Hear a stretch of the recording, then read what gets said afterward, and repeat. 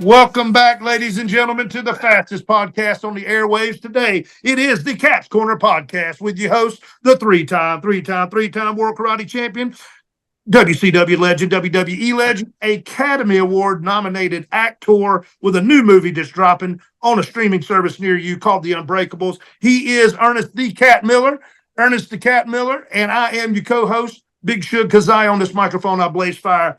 Give a brother a call if you want this Oscar Mayer. We are joined today by a wrestling legend and an actor. Hey, wait a minute, wait a minute. Cowboy James Storm. Wait a minute, Ray. Calm down. Calm down. Take it easy, bro.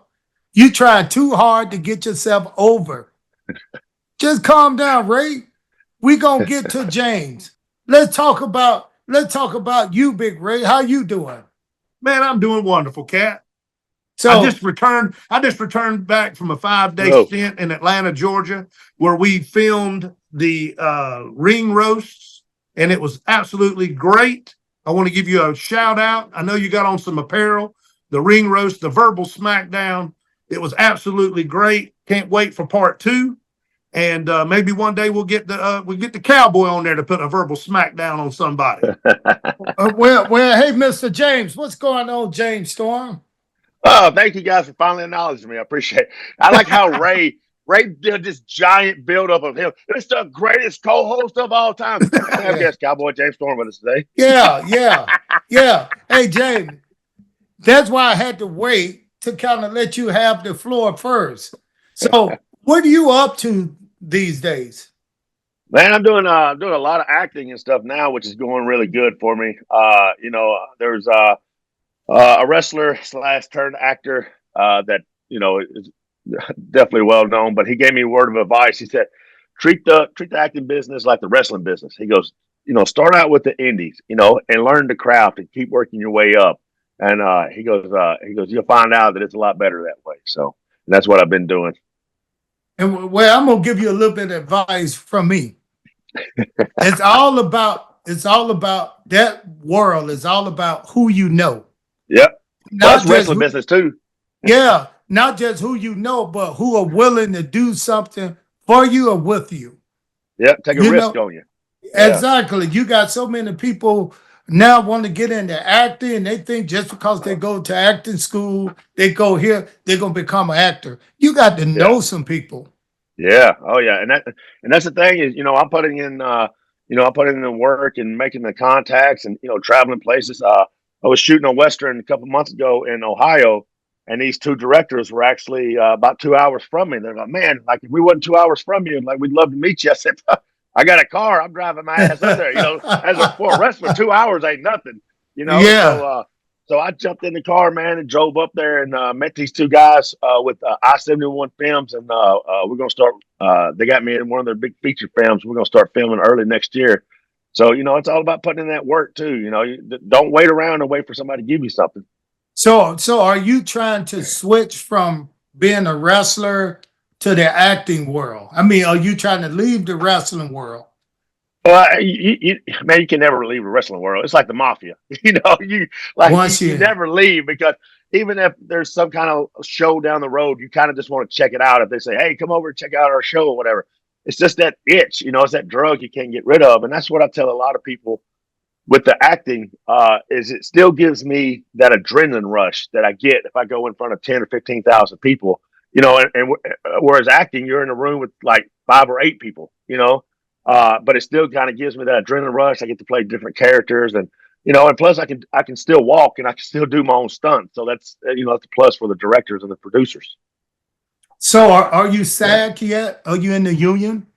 No, I'm SAG eligible, but like my manager keeps telling me, hold off as long as you can, because I'm in I'm in Tennessee, and it's a right to work state as well. So until those big blockbuster movies, like in LA and New York start popping, she's like, as long as you can.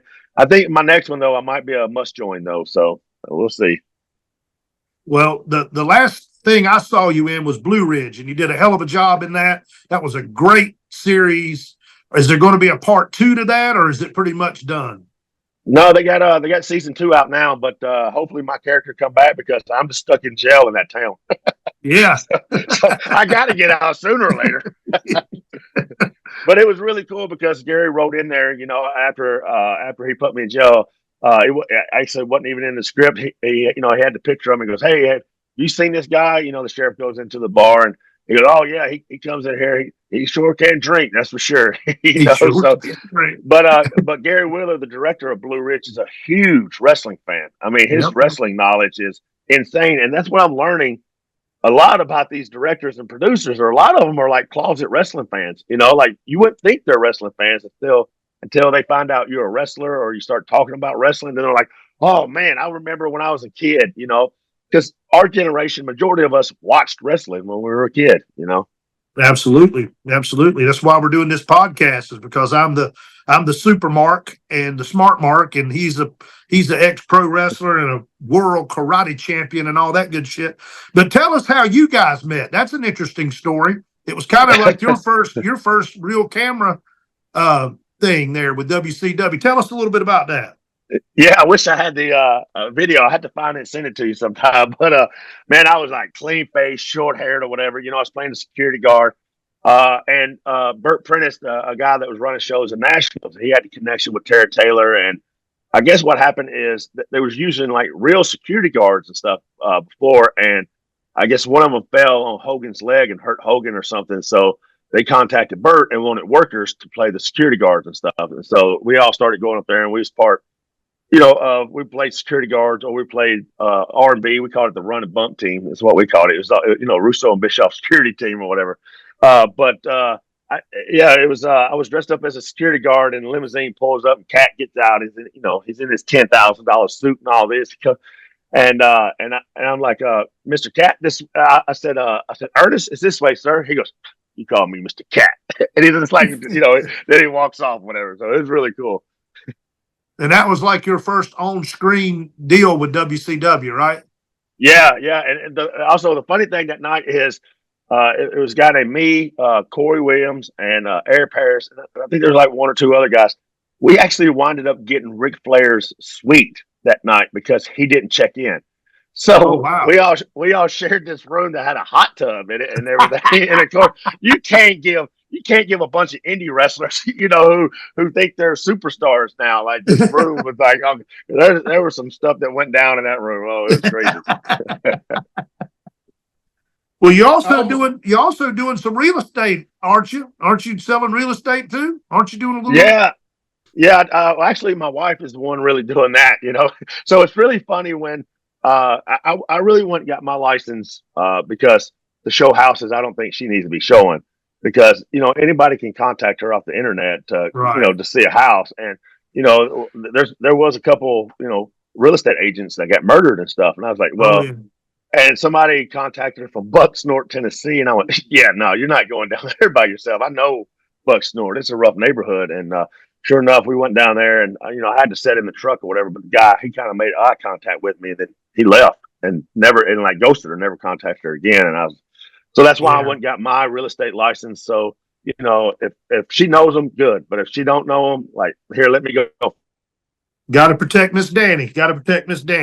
For sure. But that's awesome. So you guys kind of tag teaming that. Let me show you this house. That's it. So James, let me get in for a minute. So now, what company did you work for? I've worked for almost all of them, really. Did you?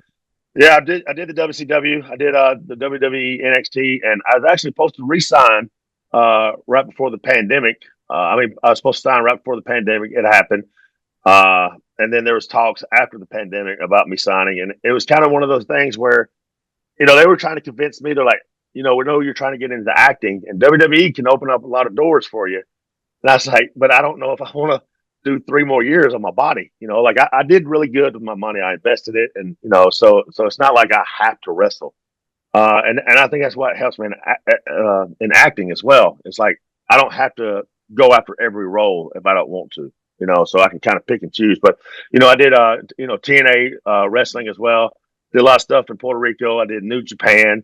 So what do you think you had your most success? It was definitely TNA, especially during the beer money days. We made the company so much money. And I remember the first year that we formed Beer Money, we sold over $1 million in T-shirts. And then we get our royalty checks. It's somewhere like $750. I went, wait a minute. There's something off here. There's a couple zeros missing. Yeah, so I made sure to renegotiate that merchandise clause when the new contract came up. So who did you work with mostly in TNA? As far as who was the president? Who was over everybody? Who's the big boss there? Dixie was basically, the person, whatever. But Vince Russo, he was the writer, and I always had to give props to Russo because he, at first at TNA, like he wrote like a Northern Wood for Southern. He's like, "Hey, Buckaroo, how are you doing today?" Hunk of duty, which is fine. It's all good. But I remember Road Dogg came up to me and he said, "What's wrong, man?" I said, "Man, I said it's verbiage that they wrote for me. Like, this ain't how we talk. This ain't how we talk where I live." He goes, "Man, just go to Vince, man, and just ask him, like, hey, do you mind? I'll hit your bullet points. Can I just put it in my own words?" But wait a minute, Vince. Okay, that's Russo. Yeah. Vince Russo. Okay, yeah. All right. So Vince Russo. So I went to Vince Russo. I said, "Hey, man, do you mind if I, just put it in my own words and just hit your bullet points?" He goes, "I tell you what." He goes, "I'll let you do it this time." He goes, "If you mess up," he goes, "we just go back to mine." I said, "Okay." And I went out there and just killed it. And I came back. He goes, "All right." He goes, "From now on," he goes, "you do your own. I just give you bullet points." So it was really good. So I always had to give him props for that, for allowing me to, finally just be me. And now, what was her name? The lady that owned it. What was her name again? Dixie Carter. Dixie. Yeah. So how was it working with her? What kind of, I never met her. They asked me to come and do something in TNA, but I think Jeff Jarrett and those guys was there.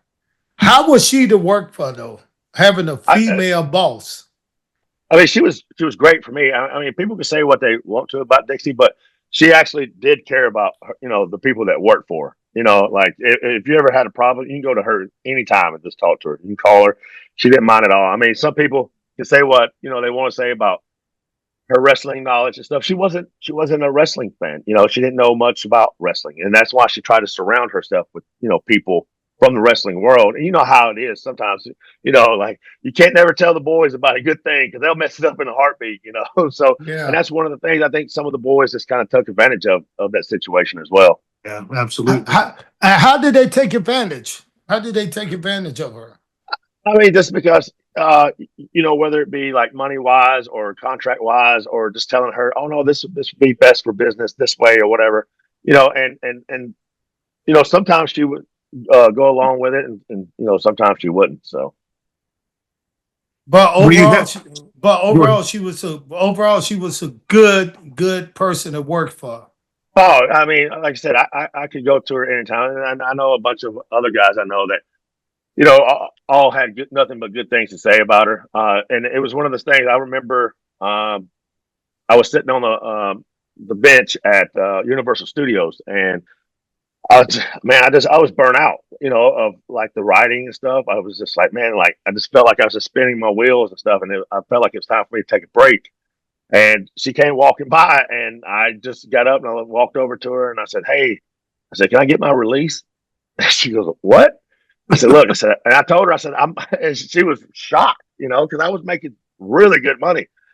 And I was like, I'm burnt out. Like, I just feel like I'm spinning my wheels here. Like nothing's really, clicking. And I don't mind going home. And I told her, I said, "Look, I've done everything that you guys have asked me to do. I said, this is the one favor I'm asking you." And sure enough, she goes, "If that's what you want," she goes, I'll call Dean Broadhead and get him to draw up your release form." So and she did that day. So.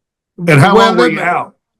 I was out about 4 or 5 months, and then me and Road Dogg started talking. And NXT was, they came to Nashville, and he said, "Hey man, why don't you just come up here and just check it out and just talk to me and stuff or whatever, And I was like, all right. So I went up there, to watch the show, and I knew some of the boys that were on the show, so I was going to talk to them. And then Road Dogg just came over to me and showed me a text from Hunter Triple H saying, "Hey, see if he'll come down to Orlando and have a match and talk to me or whatever." And I was like, "Yep, does it never hurt to talk?" And now, so Go ahead. Let me go in there again. Let's go back to TNA All right. because you had two, almost like two boss. You had her, and then you had Vince Russo, the head writer, Well, and you also had Jeff Jarrett too.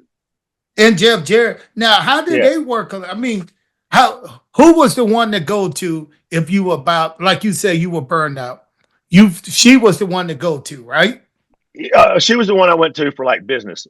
Jeff was definitely the one I went to for like wrestling advice, and it was just one of the things that, and I always tell people like, Jeff, he knows the wrestling business, no matter what people say. Like Yeah. he's been around it his entire life.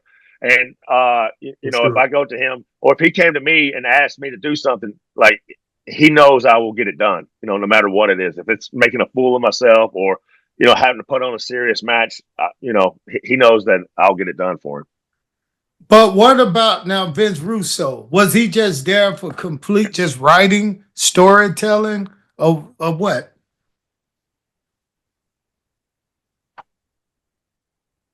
You got a glitch. There he is. He's back.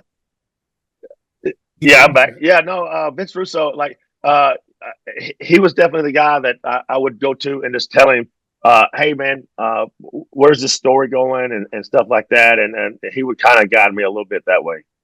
Did they ever bump heads, you think? Oh, I'm sure they did. Like, they didn't do it in public, but you would always hear stories about, them arguing or, you might see one of them come out of the room mad or something, but I mean, they never put it on display in front of the boys and girls. So at the show, that's for sure. Now, were you there when Eric Bischoff and Hogan came in? Were you there at Oh, that yeah. time?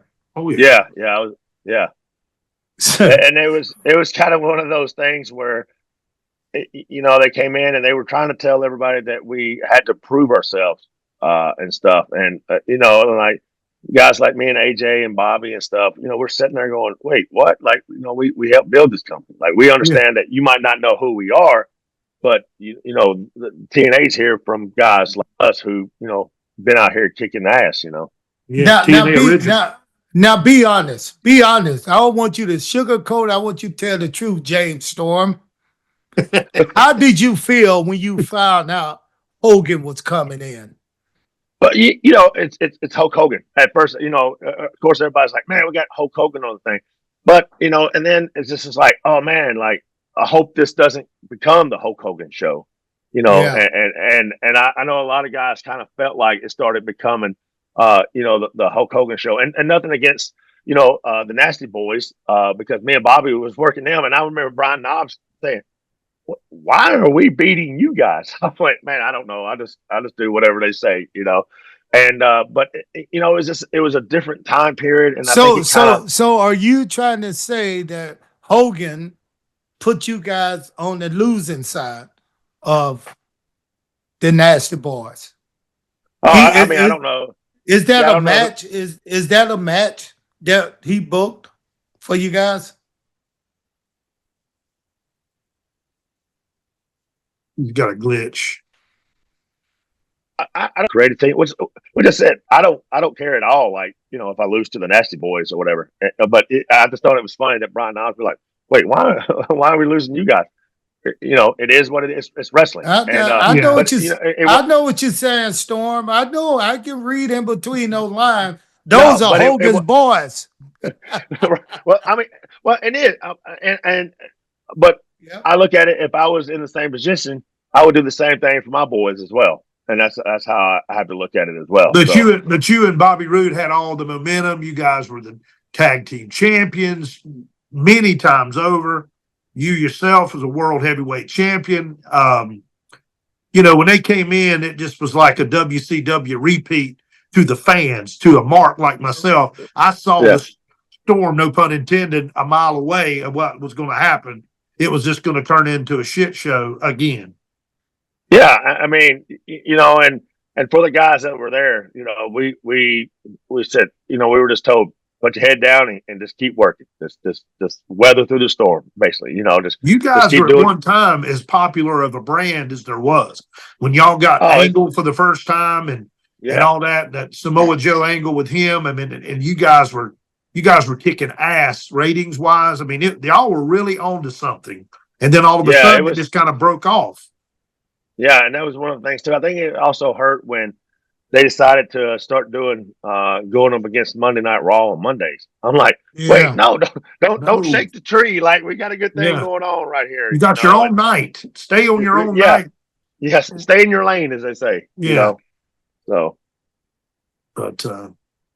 but now you're wrestling. I saw you were overseas. Were you in London or you were in England? Where were you at? You were overseas. Man, I was so this is a funny story. I was everywhere. I landed in London. I went to this place called Colchester, then up to Newport, then down to Plymouth, then back up to London, then flew to Dublin, then did a show in Dublin, then flew to Austria, flew back home for 2 days, then flew back to Scotland to do a big autograph signing, and then flew to New York for a show.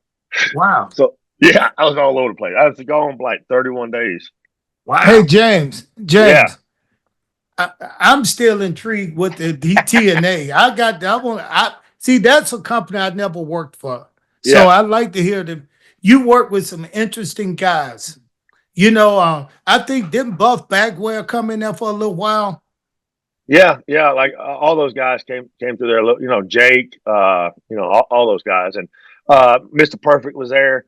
And I was like, Mr. Perfect, he helped me a lot out, especially during the early TNA days, because he would actually watch my matches and you know, pull me to the side and be like, man, why'd you do that? He didn't say that nicely, but you know, and it just kind of opened my eyes to different things. Cause I remember we had a big cage match with Triple H and everybody was talking about it. And, you know, they're like, oh, it's such a great match. And, you know, after you get done with a good match, you come back, you're feeling good. You're like, I'm on top of the world. And all of a sudden I hear Mr. Perfect going, Cowboy, get the F over here. And I'm like, uh-oh. I was like, that did not sound good.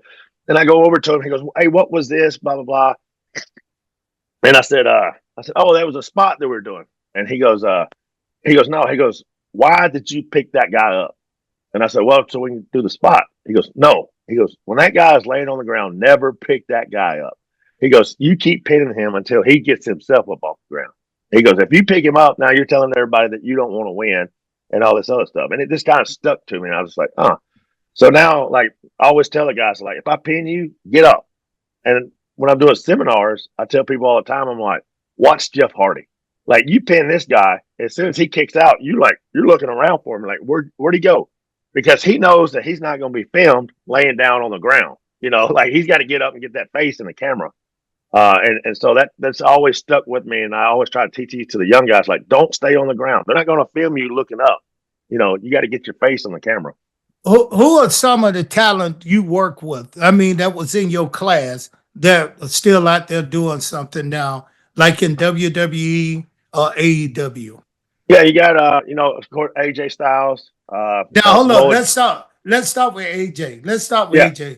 Has he changed much from the way he was when he was with you guys in TNA? You talking about wrestling wise or wrestling personality? Oh no, his like, man, like AJ, like he's, you know, AJ's just a good old boy. Like he'll never change. Like he talks to everybody, like everybody that he came up with. Like, you know, every time I see him, I mean, he'll still have a conversation, just talk or whatever. So he's never changed. He's the same AJ Styles that I met, you know, almost 30 years ago. So and then you know, and I worked with, you know, Samoa Joe, and then Christopher Daniels came up with those guys, and you know. Now, what was Samoa Joe? What was he like to work with? Was he stiff? No, was he a stiffer? And that's the funny thing is, it's like I tell people, like, the guys who make the most money make it look like it hurt, you know. And Joe is one of those guys that makes it look like he's killing people, but he's. I don't want to give it away for him, but I mean, some of the stuff is in there, but it has to be. But we know it's fake. But for the majority of it, like, he's good. Like, you feel it, but it's not like it kills you. So. Oh, that's good, man. Because what you just explained is somebody like Chris Benoit. Working with Chris Benoit, he looked like he's killing you in the ring. And, you know, and you don't feel anything. You don't feel anything. He's just gentle and a great worker. So, who was the biggest name? Let's just say your whole time wrestling. Who has been the biggest name guy you work with? I mean, I work with Froze up again. He a cowboy. That boy Angle, back in the woods. but yeah, I mean, All right, start over no, because you froze up on us. You froze up on us. Go oh, ahead. yeah, no, I've had matches with Sting. I remember me and Sting wrestled 9 matches in a row, and he won every one of them. And he went. Wow. He went. He actually went to creative. He goes, "Hey, you think we can let him win one because like we're killing his heat?" They're like, "Oh no, he'll get it back. He'll get it back." And Sting's like, "I tried, man. I was like, don't worry about it, bro." I forget sometimes that those huge names was in TNA at one time. Was it Ric Flair, right? Oh, yeah. Ric Flair. Wow. I worked with Sting. Of course, Angle. Like I said, I had Hulk Hogan's last wrestling match in Manchester, England. So so it was it was all good. So got to work. You got to work Hogan. I didn't realize that was the last match. Bruh, Yeah. you a legend, James Storm. You not that cat. You're not that kid who just opened the door for the cat back in WCW. You a legend, man. But kidding all aside, I've always known you've always been a really nice guy, easy to talk to. Every time seeing you, just really friendly, and I respect that, man. And I wish I had watched your career more back in those days, but I wasn't in TNA. I wasn't even happy with TNA. They offered me to come in when I left WWE, but I didn't want to work with Jeff Jarrett. Yeah, I always tell people, like, especially these young guys, I'm like, man, learn to sell. Like nobody wants to sell these days. And Mr. Perfect told me a long time ago. He goes,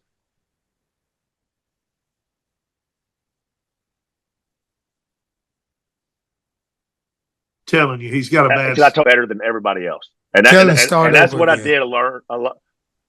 Yeah, you froze up again when you said Mr. Perfect told you, and then go ahead and froze up. So Mr. Perfect told me, he said, because I told him I wasn't a great wrestler. I'm a good entertainer. I can entertain the hell out of people. He goes, well, what you need to do is learn to do the little things better than everybody else. And that's what I did. I learned to do, I learned to sell, and I learned to, it's the move in between moves. I always tell people. I said WWE, all these companies, they got guys that can do every move in the world, but a lot of these companies don't have guys that can truly work. Listen to the crowd and see what they want. Maybe change it up on the fly. A lot of these guys can't do it because they call every single thing in the back. Yeah, they got produced or overproduced. Yeah. No. Yeah. Well. Some guys need to call everything in the back, James. You know that. Not every. I remember. I remember my first WCW match. It was with Chavo Guerrero and the group that he was with, and I remember him just calling all these spots in the back. And me being from Nashville, all we got was the finish in the back, and we had to call everything in the ring. So I'm like, wait, I got to remember all this. So actually, in that match, you can see I have my spots written on my hand because I was like, there's no way I'm gonna be able to remember all this shit. There's no way. Hey, so when I first came in, Jay, I was trained by Brad Armstrong. Okay. And that's who trained. We worked the road up and down, all the shows, the dark matches, and he was calling out everything. And like I said, we'll go over the whole match. By the time we hit the ring, I forgot everything. I'm nervous, my eyes, and he was such a good worker. I mean, we still made it through the match. But one time we came in and we were going to start at 7:00. He got there at like 6:45. I was like, we got to hurry up. We the first match. Come on, let's go over the match. He said, we'll talk about it. Don't worry about it. Nathan, that I kept trying to find him. After he finally walked in, now I'm telling him we need to go over the match. Let's go over the match. He said, don't worry about it. We'll go over it. Man, I didn't see him again until the bell was ringing. We was in the ring. I knew nothing. But he was teaching me a lesson. You don't have to know anything. Just to finish, just call it in the ring. If you make a mistake, just keep moving. The fans don't know you made a mistake. Well, Right. Yeah. they didn't in those days. Today they know when you mess Yep. up. Yep. Botchomania, baby. I just did a match not too long ago with this guy. We messed up every spot in the match, but no one knew it. No one knew No. it, and it was still the best match of the night. Yeah. Like, Awesome. like I was supposed to jump him at the beginning. He was the champion, and I was going to shoot him off. He was going to do it up and over and do some stuff to me or whatever. I jump him. I shoot him off. He does it up and over. His belt comes undone, falls off, hits me in the head, splits me wide open. We go out. We're still fighting and all. Like we wow. but no one knew because we never stopped. You know, a lot of guys freak out if they miss a spot. They're like, "Oh no, well, we messed up." No, you just keep going. Now, if you had the opportunity to do it all over again, all over from that day, opening the door for the cat, from that day on, where would you have gone to have your career?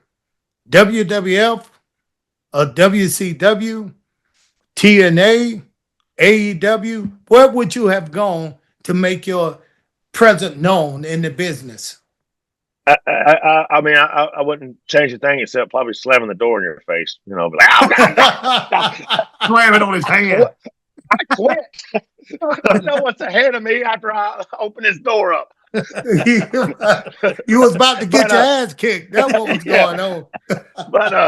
but no, I definitely want to change the thing because it was just a core group of guys in TNA. You know, as a new company, and it was basically up to Yeah. us. And you know, we made each other step up, pressure on each other. You know, so it was a lot of guys that I came up in the indies with too. So it was all like, you know, when we traveled Come the on, roads and stuff. James. You mean to tell me if you could have had your career established in WWF or WWE, you would still gone the way you wanted to go to TNA? Yep, I'll tell you this. I said because I to make a living being a pro wrestler. I don't care what three letters are in front of that check as long as I get the check.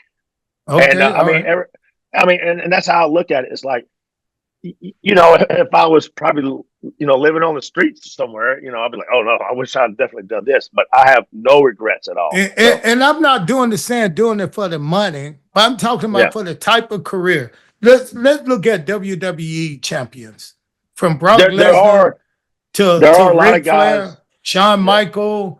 Look at those champions, then look at the champion, and let's just use today AEW champion. Right. Let's look at those guys, or the WCW champion. It seems like the WWE champion really got much more outside of their career when it was over. Yeah, because it's the machine. You know, Yeah, I was we gonna say, like got a machine WWE. WWE is so big, and I do think that if I would have went to WWE, a lot more acting opportunities may be opening up just because of those three little letters. You know, Right. former WWE superstar like that. You know, everybody knows WWE. I don't care what part of the world you're on. You know, but you know, if I tell somebody, oh, former TNA Impact, you know, champion or whatever. A lot of people may not know that except for like during my era or when TNA was big, you know. Man, I tell you this right here though. I would have loved to went there. I would have loved to go to WWE and work like with those guys in the day. Yeah. You know, when Rey Mysterio was there and Chris Yeah. Benoit and all these guys, you know, and Eddie and all these guys were there. Like I would have loved to went there because to me those guys are storytellers as well. You know. You know, I'm gonna be honest. When I was in WCW and I left WCW and they had purchased WCW, right? I was getting paid at home for 3 years. Just sit home for 3 years. That was my contract. But then when Johnny Ace called me and said, "Hey, Cap, Vince McMahon wanted to meet you. Come and do a dark match." I thought about it. I've heard the rumors of what went on up there. So I just said, you know what? I want to make a loop. I want to be known to have wrestled in the two biggest company in the world. So I'm gonna go up to WWE, spend 2 or 3 years there, and then just call it a day. And that's exactly what I did. But once I got to WWE, I was able to see how much it was just like going from a public school at WCW to a private school run by a few people. Because listen, when you went in the WWE, you know Vince McMahon is the man. That's it. The You buck knew stopped there. and the shit will be on your head if you didn't stay still long enough. Yeah, But you hear knew, about it when you come through that curtain. yeah, exactly. You knew it was. But how was it working for somebody who they used they used to say that I forgot her name again. She's a beautiful lady. Dixie was beautiful. I've never seen that person. They said she was a beautiful lady too, right? Yeah. Oh yeah. Yeah. Yeah. Serge, I always mess with Serge, her husband. He was a Wrangler model at one time, whatever. But Serge is like one of those good old boys too. He's actually the one that sang my theme song, Long Necks and Rednecks, for the first time Oh when it became yeah. popular. And so we got together. We went over to the studio and drank a little Jack, gargled it, got his voice all good and raspy, and he just sung away, and it turned out really good. So I didn't even know she had a husband. So was he involved with the business in it as well? No, no, he kind of did like the merchandising a little bit, but he always stayed in the background. You know, he didn't care to be out in public eye and all this stuff. So He when was you only in like one angle on TV that I can remember him being in. hey Ray, you a Mark. Let the man talk. This guy would tell him what happened. Hey James, let me ask you this, James. James, so would you? Yeah, same to you, Ray. Ray, hey James. People like Ray want to be so bad that he talk about it more so than like we don't know about it. I'm Right. listening to you. It's coming from your mouth. You live this business.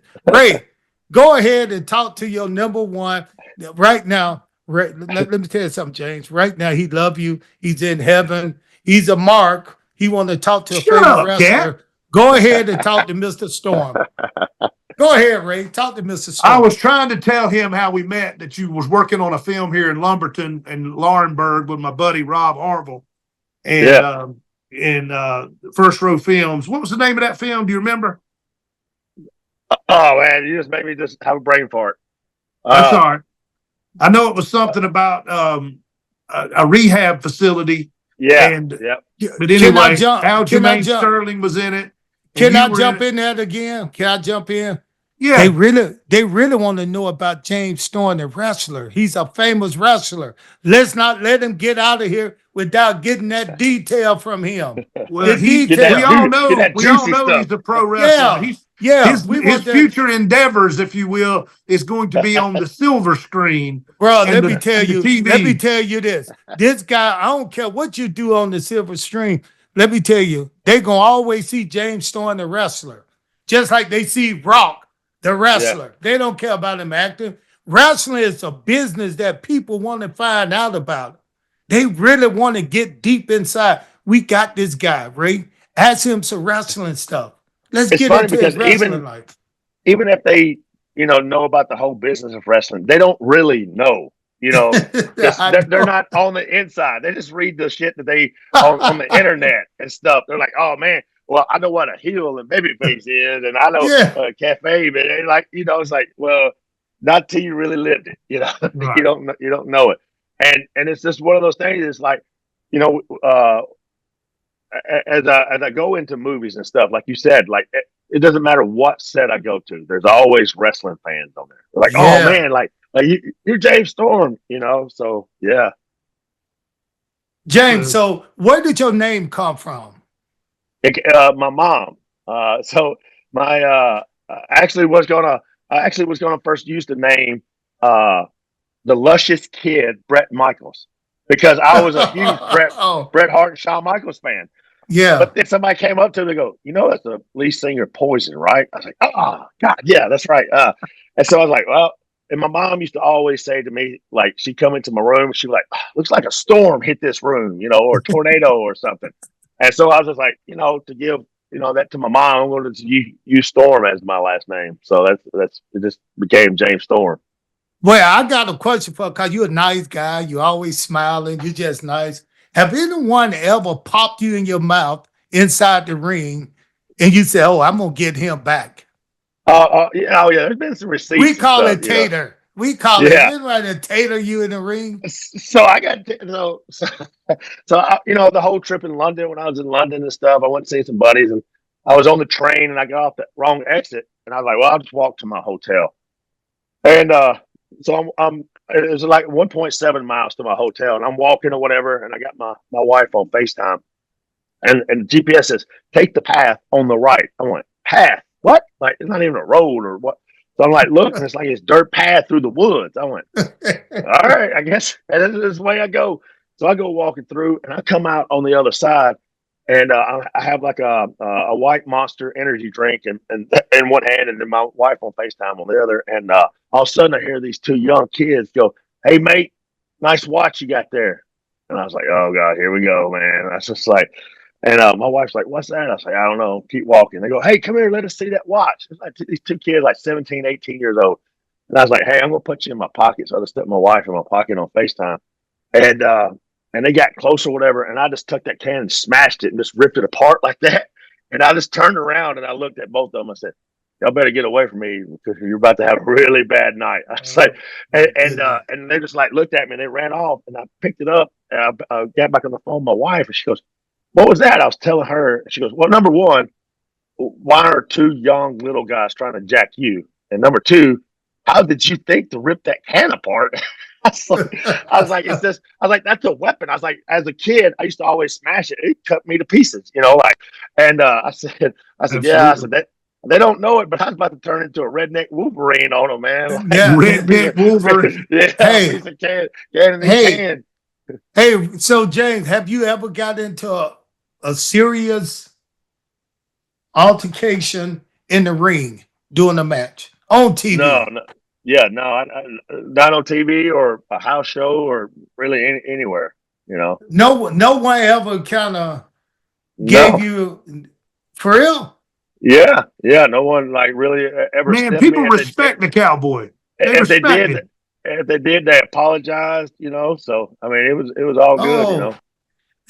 I think it's your personality because even did you see the thing when Brock was in the ring with somebody and the guy Braun Strowman? Yeah. Oh and man! Brock said nope. That was a receipt right away. He didn't even it went bang. So you never been in one of those positions? No, I mean, I guess they heard all the stories, of me outside the ring and bars and stuff, whatever. So, yeah. So you was a bar fighter kind of guy?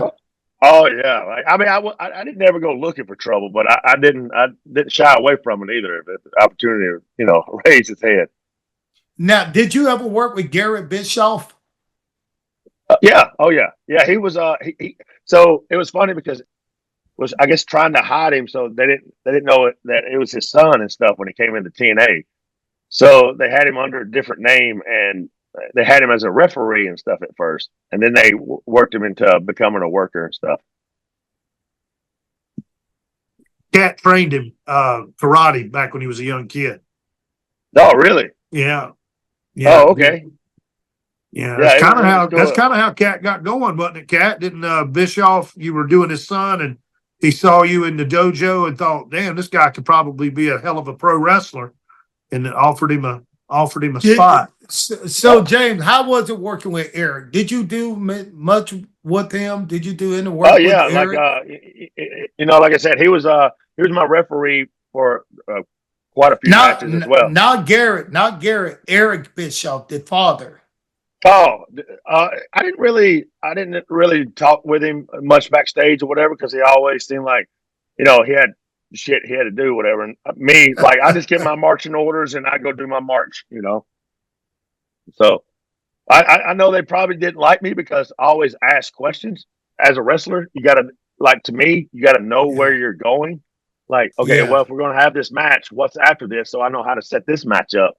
And, a lot of times bookers, they don't like for you to ask that because a lot of times they don't know, Thinking, always thinking. James Storm. Hey, Jay, you see what I had to put up with all the time? He always doing those stupid Hogan voices and listen, Dusty brother. Rhodes, listen. Listen, baby. Hey, speaking of Dusty was in TNA for a short time. Did you work with Dusty? Yeah, I worked with Dusty a lot. We was in a tag team match, and I remember working with Dusty. And before we went out, you know, he has cowboy boots on stuff on. He goes, and the finish was he's going to take his cowboy boot, throw it to me, and I was going to hit the guy, pin him 1, 2, 3. And Dusty goes, Storm, if I fall down taking my cowboy boot off, make sure everybody else falls down too, so it looks like the spot. I said, all right. Oh, he was the best. He was the best. He was the best. Well, we're gonna get you out of here, James. I know you got a lot of stuff to do. You filmed till 2 a.m. last night, so I know you're tired. I actually did a big commercial for the Super Bowl. So oh wow. So hopefully it'll be out and be in the Super Bowl. So, you know, well, I can tell you who ain't gonna be in the fucking Super Bowl, and that's them Dallas Cowboys. Well, that's the Tennessee Titans too. I'm telling you, my heart is broken. It's my season is over. But maybe the Falcons can do something. I know. No, I'm a Steelers. I'm a Pittsburgh bandwagon Steelers fan. Yeah. I'm pulling for Baltimore or Buffalo. That's what I'm pulling for now. Baltimore. Hey, James, Lamar Jackson's just killing it. He's killing it, brother. He's killing it, man. But James, let me tell you something. We got this thing we're doing now called Ringside Roast. We'll love to have you be a part of it. Your boy came to it. Big Ray, won't you tell him about it? Well, I mean, we had Buff versus Big Ron Reese. You remember Big Ron? They called him the T-Rex. Yeah. There's the Yeti. But anyway, he was freaking amazing, dude. He won the overall. And that's how smooth Ron was, man. He was fucking great. And we had Sonny Ono and Stevie Ray from Harlem Heat. They went at it. And then we had some younger talent that you may or may not know, some indie guys, but it was really, really good. I mean, the writing was great because you don't have to come up with your own jokes. They have comedians that come up with your jokes, so you ain't gotta stress. All you gotta do, and they got big teleprompters, so you're sitting up there on stage and you're reading it. So if you don't know it, you can read it and catch up pretty quick. So it's pretty cool. If I can't read. If you can't read, then you're in trouble. But it was really good. I know you're pretty funny. Open the door. But I think as funny as you are, I think maybe we get you and Bobby Roode to go at it or something. You know, go at it. I don't know if WWE will allow him to come down there. No, that's no problem. We'll get somebody. We'll get the Wildcat. We'll get Wildcat. Yeah, please get him. I'd love to roast his ass. That'd be good. Hey, James, if you could wrestle anybody right now, main event, who would it be? Dead or alive? Dead or alive, yeah. We'll dig them up and bring them if we have to. Owen Hart. Oh, wow. Yeah. Why? He was one guy I just always studied. He was just so smooth, like just watching him in the ring. And, you know, it was always like him and Mr. Perfect for me. Like they were just smooth, like, and they're bumping and like, it was just, you know, and he was just one guy. I was like, man, I would love the opportunity. And then you hear all these stories, especially from Jeff, like how good Owen actually was in the ring and stuff, you know? So it's just like, dang it, missed that opportunity. Wow, that I would have figured it would have been somebody else, but that's awesome. But where were you on the day he died? Were you watching the pay-per-view? Did you see it? Yeah. Did you hear about it? Yeah, no, I was actually watching it with my mom and my brother because we always watch wrestling together any chance we get. And I just remember my mom saying something. I went, yeah, no, that's not right there. So something bad is happened, you know, and because, you know, the pay-per-view just completely stopped, you know, and you know, when they don't show the ring, it's bad. And that's what I told my mom. I said, if it was a work, you still see them showing the ring and stuff like that. When it's bad, nope, they don't show the ring. You know, I was talking to Disco Inferno on the phone, and Sorry he was watching. Yeah, he was watching. I'm gonna tell him you said that. He was watching. He was watching the pay-per-view, and I was talking about something just running my mouth, and he was like, "Cat." Then he just stopped. He said, "Cat, man, let me call you back. I think I just seen somebody die in the ring." I swear, that's what he was saying. He said he was watching the pay-per-view. He said, I think I just saw somebody die in the ring. I said, what the hell is he talking about? Then the next day we heard about it, and it was a sad time, man. And wow. Yeah. Wow.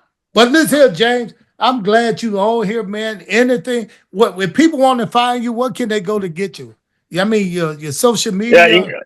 Yeah, like I just do Instagram and Twitter or X, whatever they call it now, and both of them are at James Storm brand. I don't have any Facebook, so if anybody's following any Facebook James Storms, it's all fake because I actually had somebody at an autograph signing telling me they follow me on Facebook. I went, I don't have Facebook. They're like, are you sure? I'm like, you're talking to me right now. You're talking directly to me. I don't have Facebook. So I'm not getting the nude pictures you promised. That's what you're saying.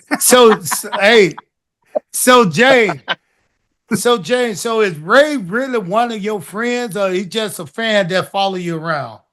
No. We, like I said, we became good friends. During that movie that I was shooting and stuff. We came and hung out with him. Me and Aljamain Sterling and Rob. So he's not the people. Yeah, I'm not your typical Mark. Shut up, Cat. So I'm gonna tell you this story. He said the same thing about Ric Flair. He said, I hung out with Big Flair. Ric Flair is one of my favorite. We hung out here. We hung out, drink together. We had party together. You see, he got Ric Flair robe up on the wall back there. Yeah. So I told her, I said, okay, Rick is here. We was at WrestleMania. Such an asshole. I said, Rick is here. Rick is such a, and he just put me down. Like I'm not anything to him. He put me down. I'm not anything to him. So James, I said, let's go meet Rick. So we went down where Rick was signing the autograph, and the line was so long. I mean, everybody was there. And Rick was just signing away. So I said, let's wait until this line go down, and then I'll bring you in here. You can say hello to your buddy. So I went upstairs, did something, and went back to my table. I came back up. The line was gone. Everybody was gone. So he said, come on, let's go say hello to Rick. I said, all right. So first, he tried to walk into the room where Rick was at. Oh, my God. Security history is what we call this. Well, come on, man. Don't call me a lie when you know this is the truth. Didn't they stop you when you tried to get to Rick? I don't recall it that way, but I'm going to tell you, I'm prefacing everything. This was post his issues. Bro, listen. When he almost died. So, James, this guy, the security stopped him and said, who are you? Then by that time, Rick started walking towards her with another security, and he tried to walk to Rick. The guy told him move to the side, and Rick looked up and saw him, and he saw me behind him, and he went right over his head and gave me a hug. Hey, Cat, how you doing? I said, hey, Rick, what's going on with you? And he was standing there with his hands in his pocket, looking sad, like a baby who just lost his donut. And you know what I said? A fat kid. So I said, wait a minute. I said, hey, Rick, this is one of your friends right here. Rick, like, who? I said, right here. You're such a lie. Who? Yeah. Who? So he shook his hand, and he gave me another hug and dapped me up and left. And as we left the room, Ray was mad. Boy, he had both hands in his pocket. He was walking away. He turned around, looked at me and said, man, fuck Rick. Fuck Rick. Fuck Ric Flair. Yeah, it's funny you say that because I actually, when I was actually with him this weekend, but down in Atlanta when, he had his episode, Wendy called me and I actually went down there and stayed with him down in Atlanta. And Wendy's got pictures of me helping him like through the hospital, and he has his gown on with his ass hanging out. Yeah, cheeks hanging out. Listen, I hung out with Flair like 3 times, and this was back in the early 90s. I don't expect a man that has gone to death's door to remember that. But Cat's always trying to expose the dark side of the ring when it comes to me. Cat, I think what it was Ray was in a big room with Rick. No.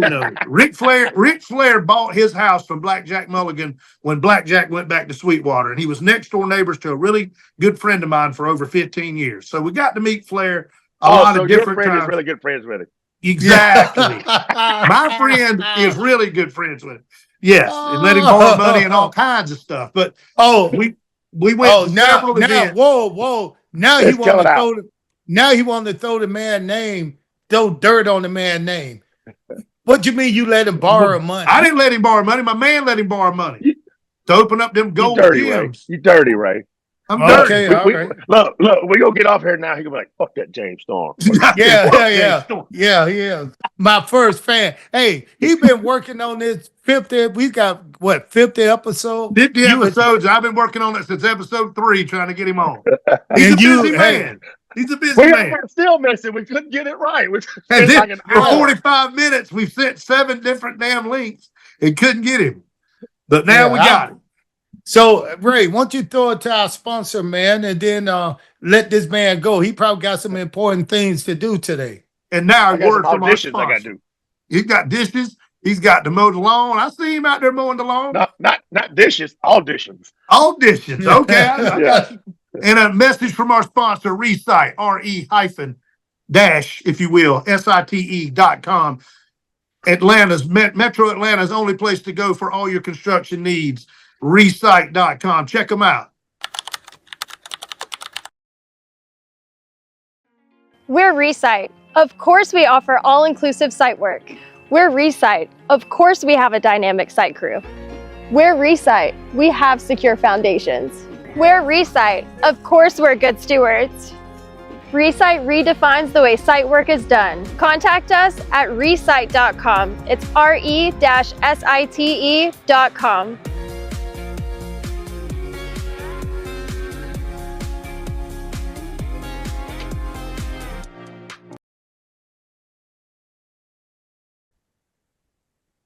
Listen, James Storm. Hey, brother, thanks for being on here, man. And we're gonna put it. Go ahead. It's funny because I was talking to my wife and stuff, and I said, "Hey, babe," I said, "In your wildest dreams, did you ever think that I'd go from wrestling into movies and stuff?" And she just stopped me. She goes, "Wait. No offense, but you're not in my wildest dreams." I was like, She crushed me. She crushed me. No. Well, she did that when y'all first met. She kind of stiff armed you a little bit, made you work, man. I remember the story you're telling me. She made you work for it. Hey, James, before we go, how's your son doing? Right? Yeah, they're great, man. Like I said, my daughter, she's in college at Virginia. I got a 12-year-old son who's size as I am right now, and like smart as a whip. He programs computers and video games and stuff like that. And I got a 7-year-old. You can't go sleep around him or you're gonna get beat up because he wants to be a wrestler. Like he's up there dropping that elbow and stuff on me. So, well, you're a great dad. I will say that. I follow you guys on Instagram. You always going somewhere with the camper and taking him fishing and doing all kinds of stuff. Going to the gym with him. That's some cool stuff. That's one of the reasons why I didn't want to resign either, because I felt like I missed a lot of my daughter's life. That's always been on the road, and I told myself, I don't want to do that with my 2 boys. Like I want to watch them grow up and teach them why I can. Hey, you know what? I'm gonna tell you this, James. When it was time for WCW to split with WWE, or WWE came in and purchased WCW, there was a time where they said, "Listen, you guys can go right to WWE if you want to, and we'll buy you out your contract. You can go straight to WWE and work for them, or either." You could sit home and we're going to have to pay you anyway throughout I had 3-year deal. So I decided to go home for 3 years, and it was the best time because I went home for 3 years. I got to spend with my kids. I got to take my kids to AAU basketball, cheerleader practice. Man, I spent 3 years at home just being a stay-home father, and it was the best time, man, of my life. I needed those 3 years to kind of give back to my family. Yep, that's it. But and it's funny because with the movie business, you have to work for these roles and find them and stuff, and it's not a steady paycheck. So you have to hustle and bustle and stay on that stuff, and that's what I'm doing. And Ray's been helping me out with some of the contacts that he knows, right? That he partied with. No, my buddy Eric will get you on eventually for sure. What? Hey, Ray. What? James, if you waiting on Eric to get you on, Don't wait. You ain't the right color. Cat knows him too. You ain't the right color. Oh, hush. I am from the waist down. Let me tell you, man. He did drive a Chrysler 300 for a few years. Oh, did he? No, Yeah. no. Eric is a good connection. He knows everybody here. Matter of fact, we just finished. I just finished a movie with him and Michael White. When was that? Last year? Mhm. Last summer? So yeah, he's doing a lot of work. That's a good connection. Yeah, And yeah. I see him a lot on Instagram and like pumping stuff out and stuff. So yeah, he's definitely a cool cat. But I'm going to LA next week, man, and I got a couple of people I can hook you up with too. I'm going to meet a couple of friends out there, CBS president, and I'm meeting some people out there, so if anything I can do for you, I got an LA manager too, if you need a manager in LA. So just let me know. Yeah, I got a LA manager and a rep out there as well. So yeah. That's good. That's good. Yeah. So that's actually what I'm about to do an audition for. She just sent me an audition. So it's for a big well, we're not supposed to say, but it's for a big Western that's going to be filming. So you're a real cowboy. Damn right. I just filmed a Western in Ohio, and I hate when actors lie about what they can and can't do, and these three actors that were with me said they can ride a horse, and they couldn't. They could sit on top of a horse. They couldn't ride one. We ain't riding that son of a bitch. Right. Hey, well, let you get out of here, Mr. James Storm, and thanks for coming. And you sorry guys are welcome, man. about your good luck. All right, then, That's it, brother. All right, brother. Talk to you guys later. Thank you, James, for coming on the Cat's Corner. Cat, Yes, sir. That was good. we'll see you next time on the Cat's Corner.